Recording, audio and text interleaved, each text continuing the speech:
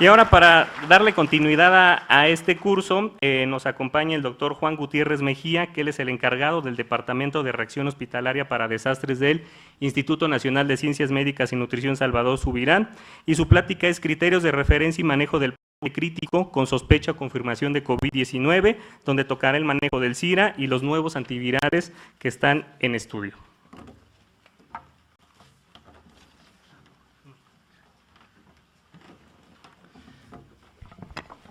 Muy buenos días a todos. Muchas gracias al comité organizador por la invitación de estar aquí. Es un gusto estar aquí con ustedes. Y bien, creo que se llevaron el señalador para pasar a la siguiente.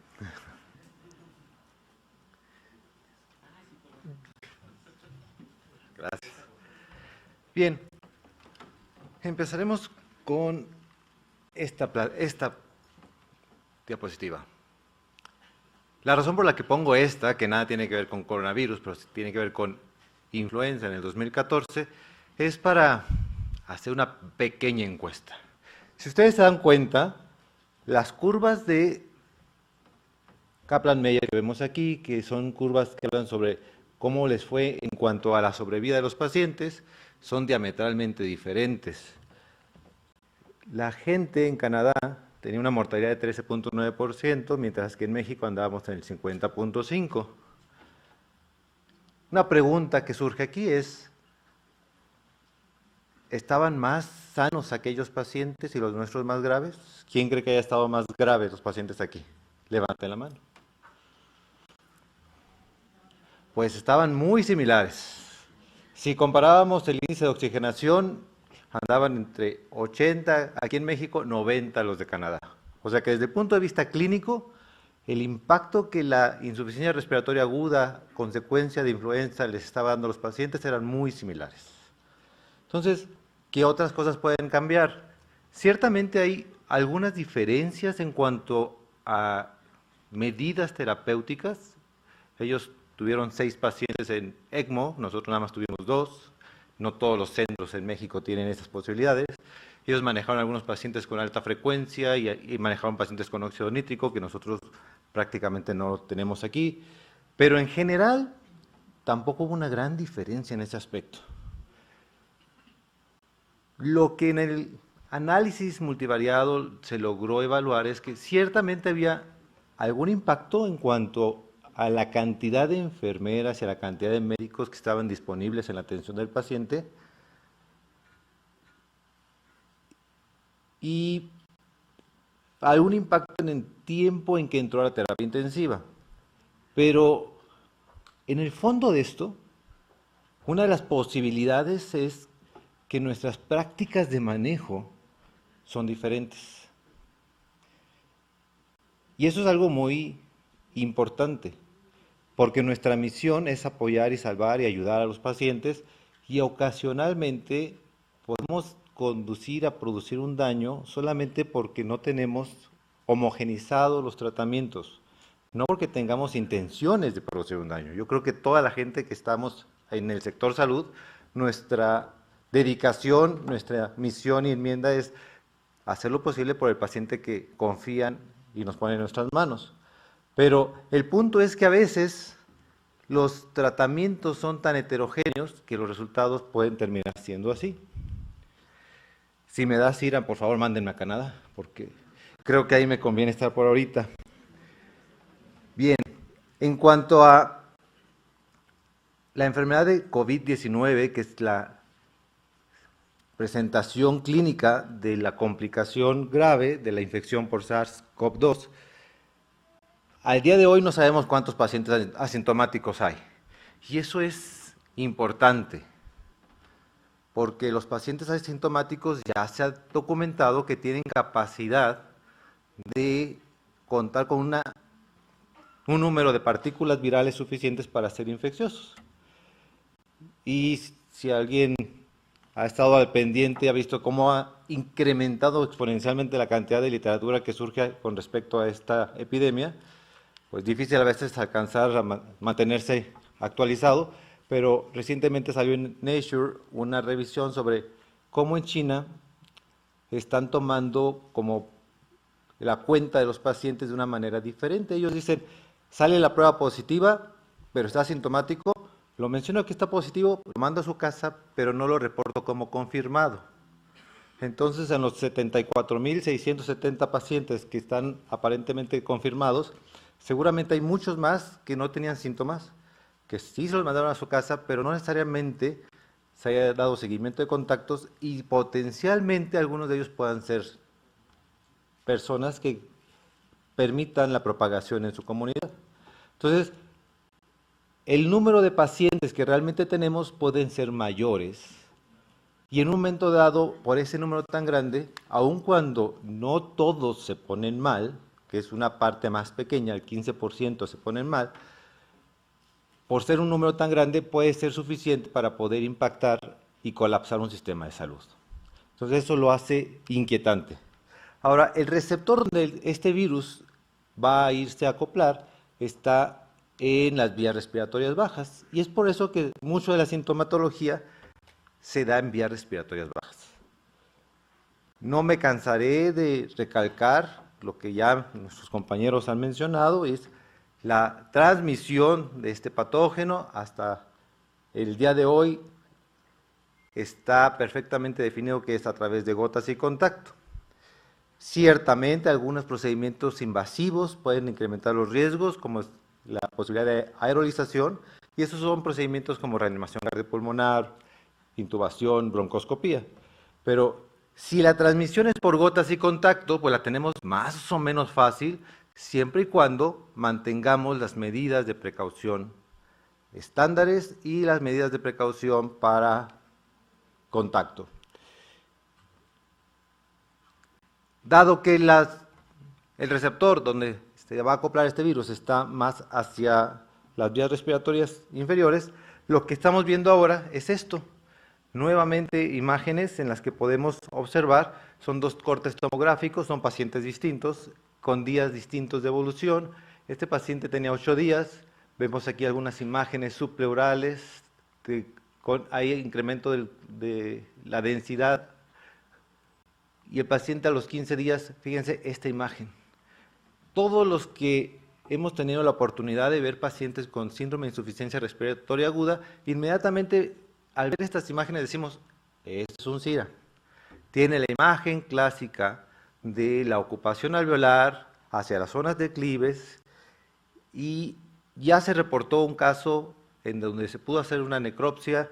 Histopatológicamente se comporta igual a los SIRAs que conocemos, con la presencia de un infiltrado muy importante de glóbulos blancos leucocitario y estas membranas, las membranas hialinas, que finalmente la membrana hialina es la razón por la cual los pacientes tienen trastornos en la difusión de gases y uno de los marcadores más importantes que vamos a ver pues va a ser la hipoxemia. No todos los SIRAs son iguales. Esta es una tabla que habla sobre la mortalidad, pero tenemos que contextualizar la situación. Entender que el paciente trae una historia con comorbilidades propias y la causa que lo llevó a desencadenar el SIRA también va a determinar la forma en su manifestación. Y es por eso que tenemos mortalidades que pueden ser tan altas como el 46% y algunas como 19.7%. Es más, también impacta en qué momento podemos hacer cargo del paciente. No es lo mismo tener un paciente en sus primeras 24 o 48 horas de presentación, de desarrollar este cuadro, al paciente que tiene 7 o 10 días de evolución, en donde las posibilidades de manejo pues son más reducidas porque ya el daño está más establecido y tenemos mucho compromiso a nivel pulmonar. Datos clínicos de alarma. ¿Qué es lo que me debe de preocupar? De acuerdo al estudio de JAMA, donde se reportan 138 pacientes, uno de los datos que más llamaba la atención era la disnea. El paciente se quejaba de disnea, sensación subjetiva de falta de aire. Y esto era persistente. Entonces, es un marcador del paciente que se nos va a complicar. También tenían anorexia, que viene muy de la mano de cuando nos falta el aire, no nos da mucha hambre. ¿Qué otra cosa me preocuparía? Me preocuparía mucho un paciente que De entrada, satura bajo. La pulsoximetría por debajo del 90 no es lo que esperaríamos encontrar, especialmente si el paciente no tiene antecedentes de neumopatía crónica. El paciente que tiene trabajo respiratorio elevado, y el trabajo respiratorio, aquí yo pongo una frecuencia respiratoria arriba de 35 para tener un parámetro de discriminación suficientemente sólido, pero el paciente se puede fatigar y llegar con una frecuencia respiratoria prácticamente normal, y no quiere decir que no está grave, sino que ya llegó con tanto tiempo de evolución que ya no tiene ni fuerza para respirar. El uso de músculos accesorios, los datos clínicos como clásicos nos han dicho, tiraje intercostal, aleteo nasal, las alteraciones del estado de conciencia en forma aguda, todos esos son datos que nos deben prender la alarma de decir, este paciente no está en condiciones ideales para poderlo mandar a su casa. Si tenemos la oportunidad de hacer alguna técnica invasiva para monitoreo de los gases arteriales, pues el marcador de la presión parcial de oxígeno debajo de 60 milímetros de mercurio, y ojo, tomemos en cuenta que es más grave cuando un paciente tiene más abajo que este parámetro y además tiene oxígeno suplementario. Porque uno puede decir, ya, tenemos 60, la libramos, pero tiene una bolsa de reservorio con 90% de FiO2. O sea, ese paciente está muy mal, está más grave que el que llegó respirando aire ambiente con saturaciones por debajo de 90. O sea, a veces perdemos un poco la claridad para poder identificar que el número no lo es todo, sino también hay que ver qué está pasando alrededor del paciente. El paciente con hipotensión y un marcador de tisular de trastornos de la perfusión que utilizamos los que nos dedicamos a ver pacientes críticos, y amamos tanto como los cardiólogos aman las troponinas, pues el lactato. Entonces, si el lactato se encuentra elevado, puede ser, no necesariamente en todos los casos lo es, pero puede ser un marcador que nos hable de trastornos de la perfusión tisular y que esto es una representación de un trastorno de la bomba o del estado hemodinámico del paciente. Si no tenemos lactato, que eso es muy probable que suceda en muchos centros en este país, porque no todos los centros tenemos esa posibilidad, usemos la clínica, lo que nos enseñaron desde el principio, piel pálida y fría, o piel moteada, marmórea, paciente que tiene oliguria o anuria, y que estos son cosas que se presentan de forma abrupta. Esos son marcadores de este paciente está mal y se nos va a poner peor, así que hay que cuidarlo de cerca. Ahora, es importante que conozcamos nuestras capacidades, de tal forma que en un momento dado, si yo veo que el paciente se está deteriorando y sus condiciones no las puedo manejar por los recursos que tengo en mi unidad, no me tengo que esperar a que esté muy grave para decir, ahora sí hay que moverlo. De tal forma que la anticipación y la planeación son dos de las herramientas que tenemos que utilizar nosotros para poder darle mejor oportunidad al paciente de salir adelante. Y considerar un traslado. No traslademos pacientes moribundos, esos no se benefician. Acuérdense que el traslado tiene impacto no solamente en el paciente, que lo ponemos en un riesgo. La mayor complicación de un traslado es que por un tiempo el paciente va a estar totalmente aislado. Adentro de la ambulancia o del helicóptero, donde lo movamos, no tiene apoyo de otras cosas más de lo que tiene ahí en medio, en ese lugar. Entonces ese aislamiento es un riesgo. Segundo, debe haber un beneficio para el paciente. Pero también veamos el contexto de la familia.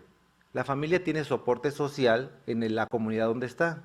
Si un paciente no se va a beneficiar y yo lo muevo porque hay lugar en otro hospital y lo único que hago es que le complico la existencia a la familia, tampoco van a poder atender a su paciente y a su ser querido, y entonces tengo dos problemas. Un paciente que está muy grave y una familia que está fracturada intentando hacer frente a la condición de salud grave de su ser querido.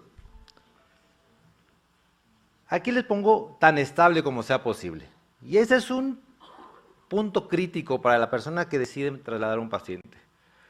Porque hay ocasiones en que nunca va a estar lo suficientemente estable para decir, ya me gustó, tanto como sea posible. es lo ideal. Vía aérea segura. A esto me refiero, muchas veces tenemos que hacer intubación profiláctica. No está considerada la mascarilla laringe como una forma segura de trasladar a un paciente. Es una excelente herramienta para una vía aérea que está complicada en un manejo breve, pero para trasladar a un paciente lo mejor que podríamos hacer es una intubación orotraqueal y mandarlo ya con esa vía aérea garantizada. Muchas de las complicaciones ventilatorias que se presentan en los pacientes es o el paciente deja de proteger la vía aérea cuando va en el traslado, o el paciente pierde la vía aérea cuando va en el traslado. Entonces, de antemano, intentar asegurar que va con vía aérea garantizada, y de la mano de esto, son situaciones que a veces tenemos que hacer, como es una sedación y analgesia apropiada. El paciente que se está movilizando, tiene dolor, están con delirium, tiene angustia, a veces él mismo nos complica la existencia perdiendo la vía aérea como consecuencia de que se pone agitado. Y pongo ahí vía aérea intravenosa segura. Intenten canalizar a un paciente en la ambulancia dando brincos.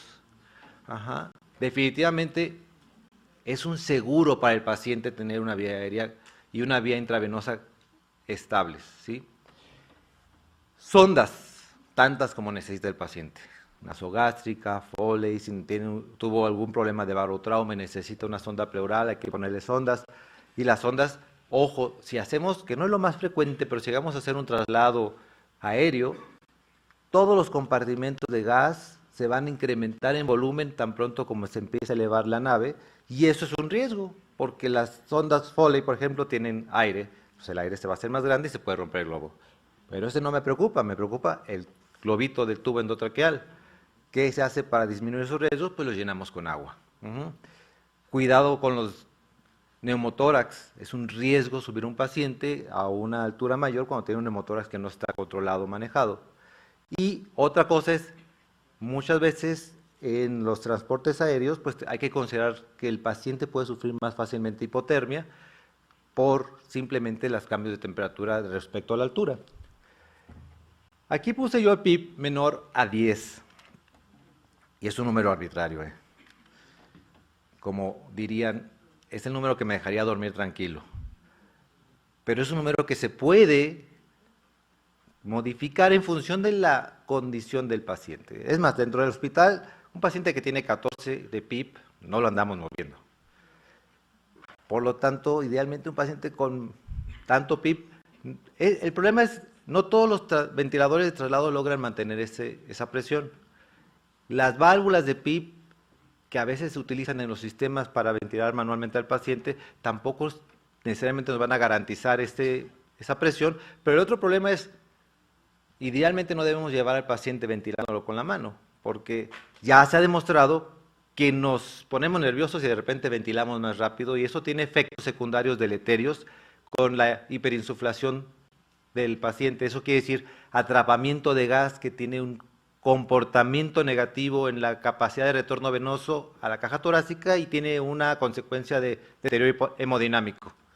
Entonces, PIBs bajos, tan bajos como se pueda. Y aquí pongo FIO2 al 60% porque es un marcador de gravedad. Mientras más alto esté el FIO2, quiere decir que más grave está mi paciente, y más tengo que pensar, ¿realmente lo quiero mover? ¿Realmente le voy a ayudar? Ahora, esto que tiene que de asterisco es porque a veces hacemos pues una balance, decimos, muy bien, no lo puedo manejar con PIBs tan alto, le bajo el PIB, pero le subo la FIO2. Y se van con PIBs más bajos, con FIO2 más altas, intentando garantizar que al menos tenemos una saturación por parcial de oxígeno arriba del 65 milímetros de mercurio. Son pues algunas de las negociaciones que hacemos con las posibilidades de manejo de los pacientes. Norepinefrina, y eso es muy elegante, porque habrá centros que solamente tenemos dopamina, pero lo que yo quiero aquí transmitir es hemodinámicamente lo más estable posible. Generalmente el paciente va a tener vasopresores, y si tiene vasopresores, a las dosis más bajas. No me manden un paciente con una dosis tan alta que simplemente al moverlo ya causamos un deterioro de sus condiciones. Que no tenga sangrado activo. Ahora, una recomendación que podemos hacer es tener un área buffer, un área, o sea, movemos al paciente y nos esperamos a ver cómo se porta, antes de subirlo a la ambulancia y que en medio del camino se nos deteriore por completo. Si ya lo movilizamos, todo está bien, ahora sí subarlo a la ambulancia y vámonos, todos tranquilos. Aquí tengo otros datos más. Ojo, hay que considerar la distancia. Porque esto tiene que ver con las bombas que llevan el vasopresor, tienen suficiente batería, tengo una bomba de reemplazo, el tanque de oxígeno me va a alcanzar, o me voy a quedar en el periférico atorado porque de repente resulta que hay tráfico, y yo pensé que iba a ser 15 minutos, pero llevo 40 minutos, y al paciente que yo quería ayudar, pues ya lo perjudiqué, porque no planifiqué la posibilidad de que el traslado tuviera una complicación. Necesito que los familiares, de preferencia el paciente, pero si no al menos los familiares responsables, estén conformes y enterados. Y eso de consentimiento informado válido, quiere decir que ya platiqué los riesgos, beneficios, las alternativas que tengo, y que de ellos ha llegado al común acuerdo de que estamos enterados, podemos hacer la introspección de lo que me está diciendo en el caso específico de mi paciente, y estamos de acuerdo. No se valen sorpresas ni tampoco movimientos heroicos. Mándalo, no te lo pueden regresar, así que llévalo. No, el paciente no merece eso. El paciente merece la mejor atención posible, y eso implica que yo tengo programado su ingreso, tengo garantizada su cama y que tengo platicado con el médico que lo va a aceptar, las condiciones como lo estoy mandando y en qué expectativa va la familia. ¿De acuerdo? Ambulancia de alta tecnología. Hay diferentes grados de soporte que requieren los pacientes y a veces, porque es más económica, buscamos una ambulancia que pudiera trasladar al paciente sin tener claro que a veces el contexto global, no solamente del equipo, sino de quién está junto con el paciente, que tenga la capacidad de resolver los problemas que van a presentarse en un traslado, que tenga el entrenamiento suficiente para manejar la vía aérea, para dar reanimación cardiopulmonar en un momento crítico, es muy importante, porque hay situaciones donde el que viene a entregar al paciente resulta que pues es el que traslada las cajas en la institución de salud, pero le dijeron que trajera el paciente porque se lo habían pedido, y eso no es válido. Sistemas de monitoreo apropiado, lo mínimo indispensable que debe tener es el monitoreo constante de electrocardiografía, la saturación por pulsoximetría. No recomendaría yo nunca líneas arteriales en el traslado porque la monitorización es muy inespecífica y difícil de llevar. Pero sí recomendaría un estetoscopio para estar checando que está ventilando apropiadamente el paciente. Los tubos endotraqueales se mueven en el traslado. De repente puedo tener una intubación selectiva del bronquio principal y yo pensar que mi paciente está bien intubado y nada más porque está desaturado no lo sé. Auscultamos y ya encontramos que hay que sacar 2 centímetros más el tubo y ya estamos todos contentos. Y este punto, que es un punto complejo, porque en el sistema de salud en México es un área de oportunidad todavía a desarrollar, es un acuerdo de la contrarreferencia entendida desde el momento en que, muy bien, yo te recibo tu paciente, pero en un momento dado, si logra estar mejor, va a ser tu paciente todavía. Te lo voy a pedir que te lo lleves de nuevo porque así como te ayudé a ti, quiero ayudar a otros. Y no podemos saturar el sistema con pacientes que se puedan manejar en un nivel de atención más bajo. Pero eso tiene que quedar claro para el equipo que lo está tratando, como también para la familia. Porque resulta que a veces, no siempre, pero a veces dicen, no nos queremos ir, aquí estamos bien padre, aquí nos cuidan mucho, aquí ya se puso bien aquí, ahí estaba muy malo, ¿por qué me va a regresar mi paciente? Porque necesitamos seguir ayudando a otras gentes. Y esta cama es una cama valiosa para otras personas que tan necesitados estaban como ustedes estuvieron en algún momento. ¿De acuerdo? Y eso tiene que ser una conversación desde el inicio, para que todos estemos en la misma página y contentos. Si no, sería un motivo de conflicto. Es una responsabilidad compartida, tanto el que traslada al paciente como el que lo recibe. Y la forma en que logramos nosotros disminuir el que sea un problema es la comunicación eficaz. Ya nos dieron algunos datos clínicos en las otras conversaciones, en las pláticas previas. Probablemente no me detengo mucho aquí más que muy frecuentemente se van a presentar con tos, sin expectoración los pacientes, es lo que más hemos notado. Ya les dije la disnea, este es el primer reporte que salió en Lancet de los 41 pacientes de Wuhan, en donde había lesión miocárdica y había una mortalidad reportada del 15%. En la siguiente serie que tenemos con 138 pacientes, esa mortalidad es un poquito más baja. Y ya lo comentó el doctor Arturo Martínez, y lo pongo yo aquí otra vez. Y lo pongo porque, si recuerdan, les dije, la transmisión es por gotas y contacto. Y la transmisión se está dando adentro de los hospitales, entre el personal de salud, lo mismo que pasó con SARS en el 2003, y entre familiares. Así como es importante atender a los pacientes, también es muy importante cuidar a nuestro personal, porque sin los médicos y las enfermeras y el resto del grupo interdisciplinario que cuida a un paciente, no importa la institución tan bonita que tenga, no funciona. El edificio no lo es todo, es la gente que está adentro y hay que cuidar de ellos. Considerar el tiempo de estancia hospitalaria, porque esto tiene que ver con la planeación de, muy bien, qué capacidades tengo y en qué momento tengo que prender la alarma y decir, yo ya no puedo recibir pacientes y tienen que derivarlos a otro lado. Sin tener que esperar a que nos llenamos por completo. Porque acuérdense que, aparte de este problema, en un momento dado, un hospital sigue teniendo otras actividades. Aun cuando intentemos modificarlas, los pacientes de otras enfermedades también llegarán a pedir apoyo y también tienen que ser atendidos. En forma general, del tratamiento médico, no voy a ser muy puntual, estas son cosas muy lógicas y que estoy seguro que todos los que tienen atención de pacientes lo manejan de forma rutinaria, pero quiero hacer hincapié. Uno, hasta el momento no se ha demostrado que usar esteroides sea benéfico para el paciente. En este caso no se recomienda, a veces usamos esteroides al paciente que tiene un choque, un estado hemodinámico en que no es posible disminuir los vasopresores y les ponemos hidrocortisona en infusión, 200 miligramos al día. Ese es diferente a ponerles 1 gramo de metilprednisolona cada 24 horas porque queremos disminuir el proceso inflamatorio pulmonar. La historia nos lo ha dicho.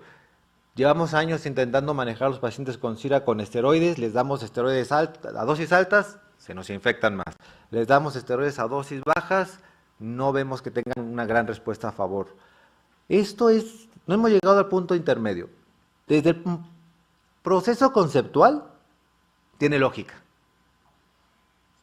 Esto es un proceso inflamatorio que está desregulado. Si yo logro regular un poquito la respuesta inflamatoria, seguramente el daño pulmonar será menor. Pero todavía no llegamos al punto donde podamos decir, esta es la dosis y la frecuencia en la que se tiene que dar. Así que por ahorita la recomendación es no demos esteroides. Si en algún momento dado nuestra primera posibilidad es que tenga también influenza, que eso en este momento es muy probable y es más probable que el paciente que llegue con ustedes en estos días y que llegue grave sea un caso de influenza más que un caso de coronavirus, empecemos oseltamivir, no nos detengamos. El oseltamivir no tiene función para el tratamiento del SARS-CoV-2, pero sí tiene claramente indicación en el paciente con influenza. Entonces, el riesgo de complicar al paciente es bajo, por lo cual la opción de empezarlo, aun cuando sea de manera terapéutica, sin corroboración del agente causal, se vale. Ya lo mencionaron, no hay ahorita un antiviral que esté aceptado como un medicamento que tenga una respuesta eficiente contra el coronavirus SARS-CoV-2. Se nos olvida a veces que los pacientes también tienen que nutrir, tempranamente hay que empezar la nutrición. Hay algunas escuelas que a todos los pacientes con nutrición enteral les siguen dando medicamentos para protección de la mucosa gástrica y algunos que dicen, ya está comiendo, no tenemos por qué darle más. Acuérdense, ranitidina ahorita tiene una alarma ahí por COFEPRIS de algunos riesgos que existían con relación a posibilidades de desarrollar o estar en contacto con sustancias que favorecen la presentación de neoplasias. Entonces, tenemos otros medicamentos que también podrían servir. La tromboprofilaxis Es importante en todos los pacientes, no solamente en este paciente, puede ser farmacológica o mecánica. El paciente de estancia en cuidados críticos es un paciente que por el ambiente, por las comorbilidades, por los medicamentos que les damos, tiene mayor predisposición a presentar una alteración aguda del estado de conciencia que sabemos que se asocia con mayor mortalidad y con morbilidad posterior, que es el delirium. Entonces, manejemos al paciente desde el inicio con medidas profilácticas y algunas farmacológicas. Hay muchas opciones, hay la opción muy elegante como la dexmedetomidina, hay la opción menos elegante pero más conocida porque la historia nos lo ha podido mostrar, como es el haloperidol, pero hay otras cosas mucho más sencillas, que es que el familiar esté cerca, que le prendamos la luz en el día y la apaguemos en la noche, que le pongamos estímulos como música, que le platiquemos, que tengamos una sedación lo más baja posible en el paciente, que tenga un calendario para que pueda saber en qué día está viviendo, que tenga un reloj enfrente para que pueda saber cómo pasa el tiempo, que manejemos el ruido dentro de la unidad para que tenga tiempo de descanso el paciente y no todo el tiempo es, ya de por sí con las alarmas hay mucho ruido, pues aparte con el personal haciendo sus acciones y sin considerar que el momento del día puede ser el momento de descanso del paciente. Bien, es ideal tener protocolos estandarizados para el manejo de la sedación y la tendencia actual es lo menos sedado posible al paciente. Al mismo tiempo, la constante revaloración de la capacidad del paciente de poder estar fuera de la ventilación mecánica a través de las pruebas espontáneas de ventilación día con día. Hay que retarlos todos los días, todos los días, todos los días. ¿Nos equivocaremos al extubarlos tempranamente? Probablemente sí. Más o menos del 15 al 20% de los pacientes pueden necesitar reintubarse otra vez. No habla de mala práctica, nada más habla de que estamos al pendiente si los estamos intentando extubar al tiempo. Y la búsqueda activa de otras coinfecciones. 10% de los pacientes con este virus llegan a tener otras coinfecciones que se tienen que tratar. Los 5 momentos de cuidado del lavado de las manos, como es transmitido por contacto y por gotas. Lo respiratorio me preocupa menos, porque eso lo tenemos muy claro en la cabeza, traemos el cubrebocas, vemos que está tosiendo. Lo que me preocupa es el contacto, las superficies, no lo hacemos consciente, el expediente, mi teléfono, la cama del paciente, la manija de la puerta, todos esos son sitios potenciales de contacto y si no me estoy lavando las manos constantemente y al rato me toco la cara, yo mismo me estoy inoculando el virus. ¿Cómo manejamos el paciente? Terapéutica restrictiva. No es bueno tener un paciente con un pulmón con mucho líquido intersticial. Eso puede llevarnos a complicaciones como insuficiencia renal. Sí, la insuficiencia renal yo la puedo sustituir con una hemodiálisis. La insuficiencia respiratoria no la puedo sustituir si no tengo un ECMO cerca para poderlo conectar. Entonces sí hay que intentar mantenerlo del lado seco. A veces tratamiento con diurético en relación a la condición del paciente. Cuando estamos en la reanimación aguda, pues no podemos usar el diurético, pero hay un momento en donde tenemos que reconsiderar cuánto le estoy dando de volumen y si realmente lo necesita. Eso de las soluciones déjale una solución para que se mantenga la vía aérea, la vía permeable, no necesariamente es la mejor indicación, Manejamos los volúmenes en función de los requerimientos del paciente y esto, ojo, el volumen tendremos que evaluarlo de manera dinámica. La PVC no es la mejor opción para medir volumen, es un parámetro que si lo podemos interpretar es útil.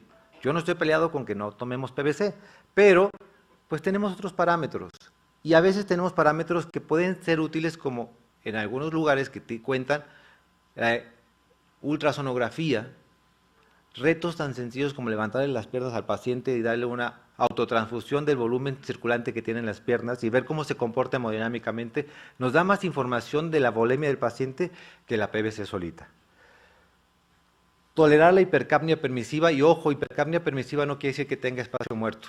Hipercapnia permisiva es que no tengo que tener los números normales para poder tener al paciente bien. Entender que eso es válido. La meseta, no arriba de 30 centímetros, y bueno, lo que en los estudios de LargeNet ha demostrado, sin lugar a dudas, que modificó la mortalidad, es manejar al paciente con volúmenes pequeños. Y los volúmenes pequeños los tenemos que calcular al peso ideal del paciente, pero no al peso con el que llegó. Porque yo puedo aumentar 30 kilos y mis pulmones se quedan del mismo tamaño.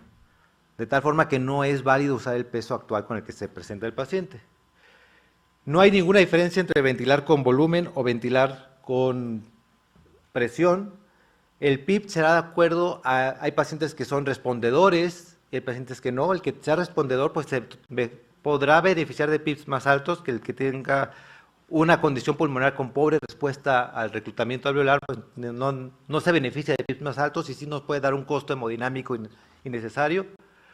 Las cuestiones de evaluar driving pressure, que es una variable que nos permite disminuir el riesgo de mayor lesión asociada a la ventilación mecánica. El puro ventilador mecánico causa daño. Idealmente FiO2 bajas y esto, prono temprano. Entonces, considerar la opción de poner un paciente en prono con relajación 48 horas. Tengo un video aquí, a ver si pasa. En ese video lo que me gustaría que vieran, dura 5 minutos, pero no vamos a pasar los 5 minutos, es como 3 personas que no se ven como los camilleros igual de fuertes, son capaces de poner en prono a la paciente.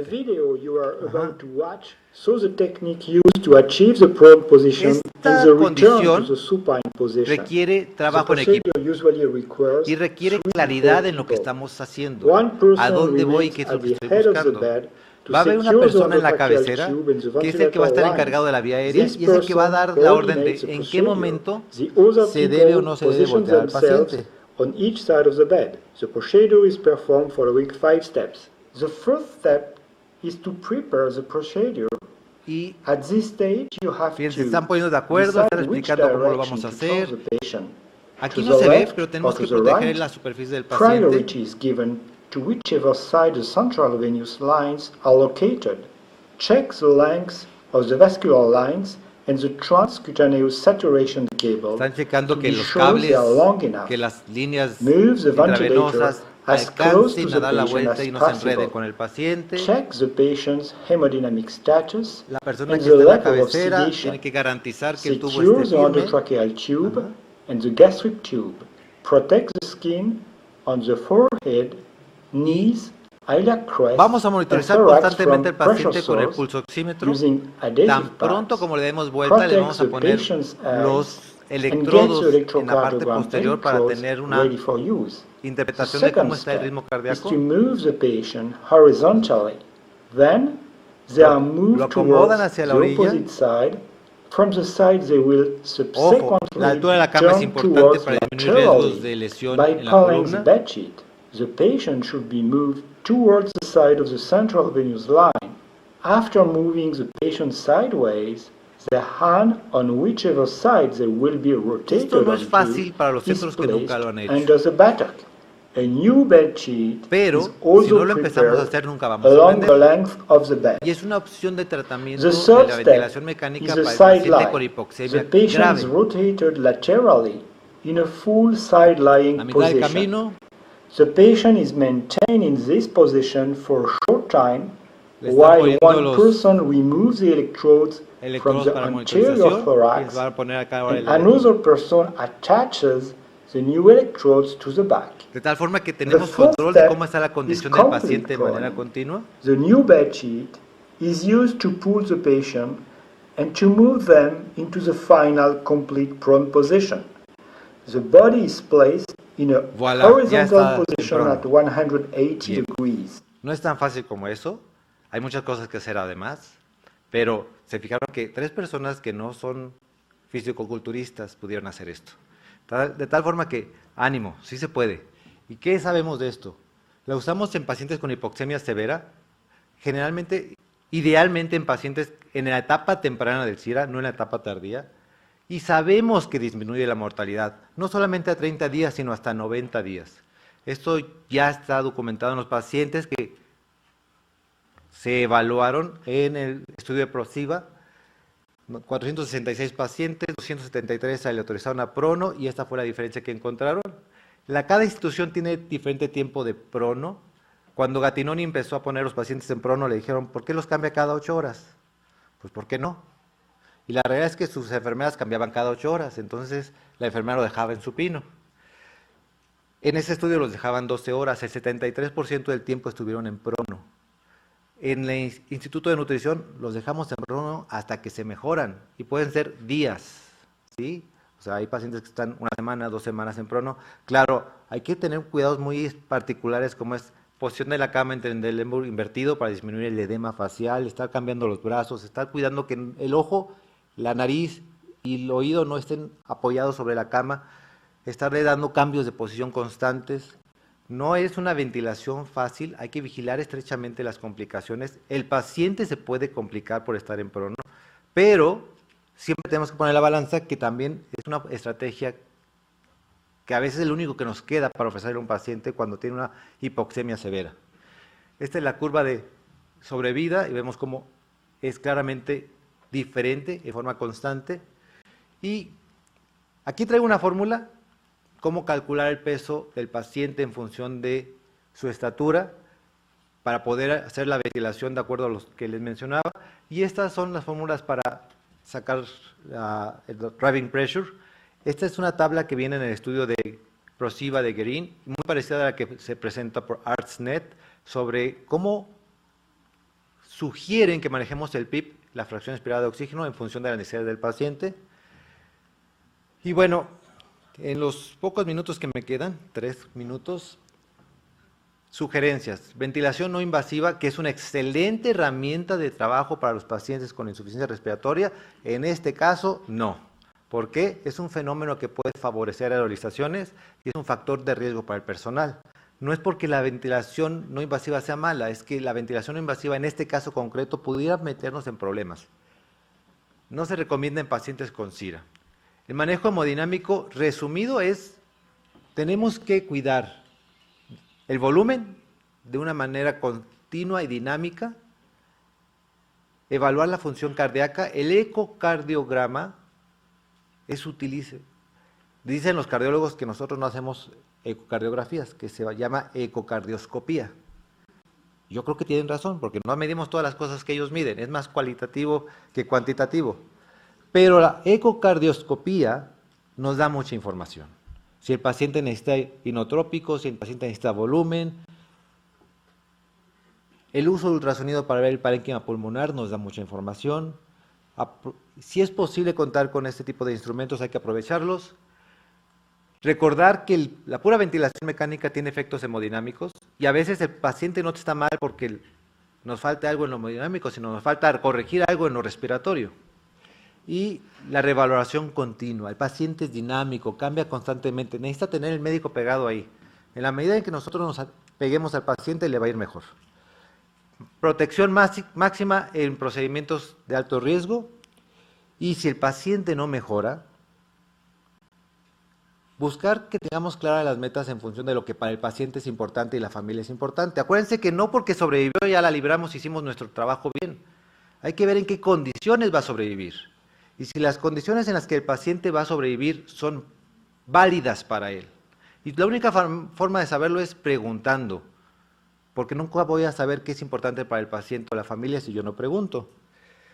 Considerar en algún momento dado la limitación del esfuerzo terapéutico si las condiciones así nos los están marcando. Tratamientos en investigación, hay muchos.